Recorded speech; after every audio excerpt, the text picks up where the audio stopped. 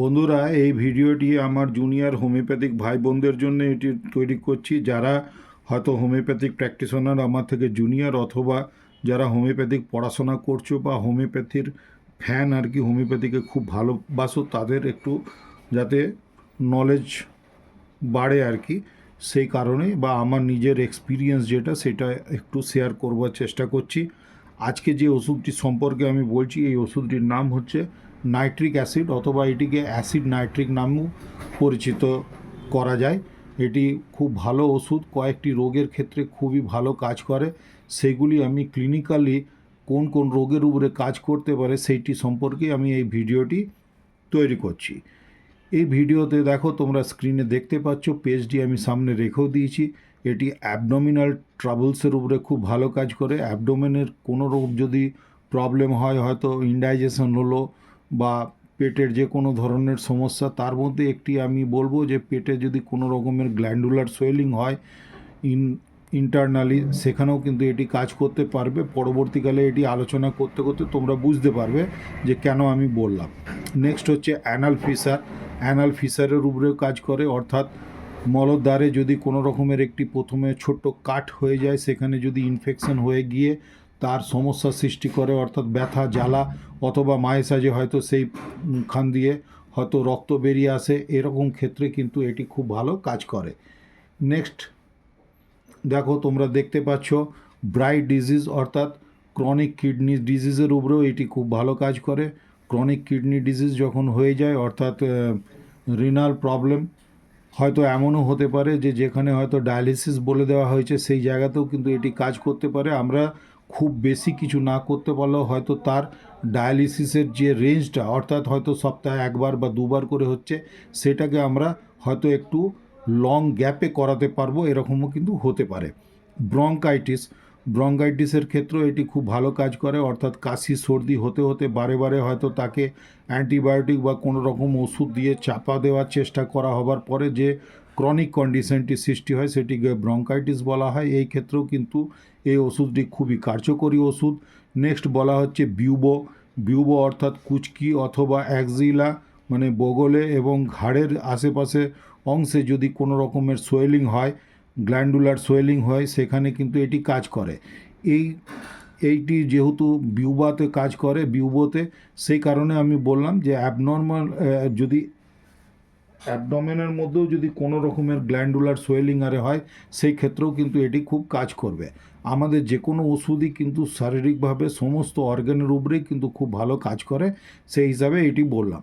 Chronic cater, অর্থাৎ দীর্ঘদিন ধরে হয়তো শ্লেষ্মা জমে গিয়ে নাকে বা গলাতে বা সাইনাসের পিছনের দিকে যদি দীর্ঘদিন ধরে শ্লেষ্মা জমে গিয়ে কোনো রকমের কষ্ট হয়, সৃষ্টি হয়, হয়তো শ্বাস নিতে কষ্ট হচ্ছে বা কাশি সর্দিও খুব হয়েই যাচ্ছে, এরকম যদি কন্টিনিউয়াসলি কোনো কমপ্লেন আসে, সেই ক্ষেত্রেও কিন্তু এটি খুব ভালো কাজ করে।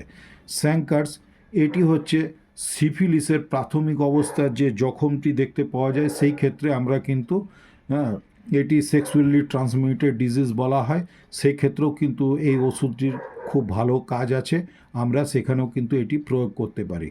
নেক্সট হচ্ছে কনস্টিপেশন তোমরা জানো, অর্থাৎ হয় মল খুব কড়া হচ্ছে এবং হয়তো এমনও হতে পারে একদিন দুদিন পর পর হচ্ছে, এরকম ক্ষেত্রেও কিন্তু এটি খুব ভালো কার্যকরী ওষুধ।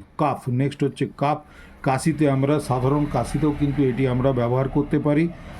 ডায়রিয়া ডিসেন্ট্রি, এটা বিশেষ করে বলবার কিছু নেই। ডায়রিয়া হলো লুজ মোশন হচ্ছে, এবং ডিসেন্ট্রি অর্থাৎ যদি লুজ মোশন বা মিউকাস থাকে, মিউকাসের সঙ্গে যদি রক্ত ছিটে থাকে, সেখানে ডিসেন্ট্রি বলা হচ্ছে, সেই ক্ষেত্রেও এটি খুব ভালো কাজ করবে। এটি মূলত একটি হেমারেজিক মানে ডায়াথিসিসের মেডিসিন, অর্থাৎ হেমারেজের ক্ষেত্রে এটি খুব ভালো কাজ করবে। তাতে সেখানে নাক, কান, গলা, যেখান থেকে হেমারেজ হোক না কেন, সেখানে কিন্তু এটি খুব ভালো উপকারী একটি ওষুধ।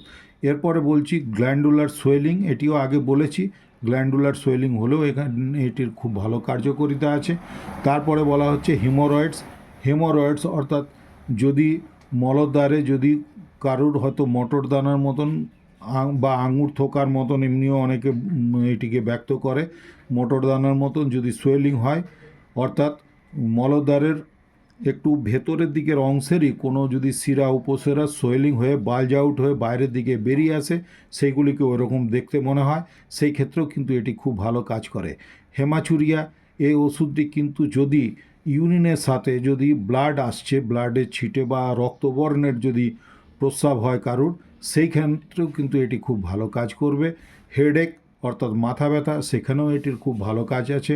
হারপিস যদি হয়ে যায়, এটি একটি স্কিন ডিজিজ, এই ক্ষেত্রেও কিন্তু এটি খুব ভালো কাজ করবে। মেনস্ট্রুরাল ডিসঅর্ডার অর্থাৎ যেখানে রজস্রাব মহিলাদের ক্ষেত্রে যদি কোনো রকমের ট্রাবল হয়, অত্যধিক হচ্ছে বা কম হচ্ছে বা সেই সময়ে হয়তো অত্যধিক তার ব্যথা হচ্ছে, এই সমস্ত ক্ষেত্রেও কিন্তু এটি খুব ভালো কার্যকরী ওষুধ। রিকেটস বলা হচ্ছে, এটি মূলত বাচ্চাদের যদি ভিটামিন ডি এর অভাব বা ক্যালসিয়ামের অভাব বা ফসফরাস অভাব বা এইগুলি তিনটেরই সংমিশ্রণের যদি অভাব থাকে, তো সেই ক্ষেত্রে কিন্তু পাগুলি তাদের সরু হয়ে যায়, হয়তো বাচ্চারা হাঁটতেও পারবে না ঠিক মতো, সেই ক্ষেত্রেও কিন্তু এই ওষুধটি খুব ভালো কাজ দিতে পারে। সিফিলিস আগে বলা হয়েছে, সিফিলিস বা ওইখানে স্যাঙ্কার বলে আলোচনা করা হয়েছে। সিফিলিসের ক্ষেত্রে এটি খুব ভালো মেডিসিন। সিফিলিসের প্রথম স্টেজে আমরা এটি দিতে পারি। স্কিন ট্রাবল, এইটি স্কিনের উপরেও যে কোনো ধরনের যদি রক্তবর্ণের যদি ইনফেকশন হয়, সেই ক্ষেত্রে এটির খুব ভালো কাজ আছে। স্পিটিং অফ ব্লাড যদি স্কিনের মধ্যে আসে, সেই ক্ষেত্রেও কিন্তু এটির ভালো কাজ দেখতে পাওয়া যায়। টাং এফেকশন অর্থাৎ যদি জিভের মধ্যে কোনো সমস্যা হয়, সেই ক্ষেত্রেও এটির খুব ভালো কাজ আছে। আলসার্স ইন দ্য সেন্স যেখানে কোনো রকমের ক্ষত সৃষ্টি হয়েছে সেই জায়গাতে, তাতে মুখে হতে পারে, শরীরের আরও অন্যান্য কোনো অংশেও হতে পারে, সেই ক্ষেত্রেও কিন্তু এটি খুব ভালো কাজ করে। ইউরিনারি ডিসঅর্ডার, হেমাচুরিয়া অলরেডি বলেছি, এছাড়াও ইউরিনারি ডিসঅর্ডার অর্থাৎ ইউটিআই, ইউরিনারি ট্র্যাক্ট ইনফেকশন, সেখানে হয়তো জ্বালা ব্যথা বা প্রস্রাব হয়তো আটকে যাচ্ছে, এই ধরনের যদি পেশেন্টরা কমপ্লেন করে, সেই ক্ষেত্রেও কিন্তু এটির খুব ভালো কাজ আছে। ওয়াটস, এই ক্ষেত্রেও কিন্তু ওয়াটস যদি হয় এবং সেই ওয়াটস থেকে যদি যে পেশেন্টের হচ্ছে তারই নিজেরই হাত লেগে কখনো কখনো যদি ব্লাড চলে আসে, সেই ক্ষেত্রেও কিন্তু এটি খুব ভালো উপকারিতা আছে। হুপিং কাফ অর্থাৎ মেয়াদি কাশি, যার দীর্ঘদিন ধরে হয়তো কাশি হয়েছে, সারছেই না, সেক্ষেত্রেও আমরা কিন্তু যদি অন্যান্য সিমটমস দেখে অন্য ওষুধ যদি দিয়েও থাকি, তার ইন্টারকারেন্ট রেমেডি বলা হয়, মেডিসিন বলা হয়, সেই ক্ষেত্রে আমরা অ্যাসিড নাইট্রিক ওষুধটিকেও মাঝে মাঝে কিন্তু ব্যবহার করতে পারি। এটি খুবই ভালো মেডিসিন। এবং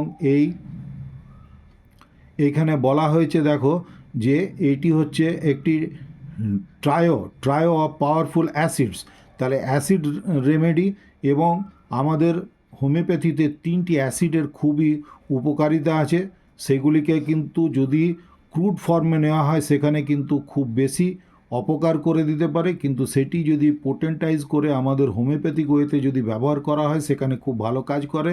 সেগুলির নাম হয়ে গেল sulphuric acid, hydrochloric acid HCl, এবং সালফিউরিক অ্যাসিড H2SO4, এবং নাইট্রিক অ্যাসিড অর্থাৎ যেটি নিয়ে আমি আলোচনা করলাম, এই নাইট্রিক অ্যাসিড। এই 3টি ট্রায়ো বলা হয়, এই 3টি ওষুধই অ্যাসিড থেকে তৈরি করা হয়েছে, এই জন্য এই 3টিকে ট্রায়ো বলা হচ্ছে। এই ওষুধগুলি তোমরা 3টেই যদি ভালো করে পড়াশোনা করে নাও, দেখবে অনেক রোগ সারাতে পারবে।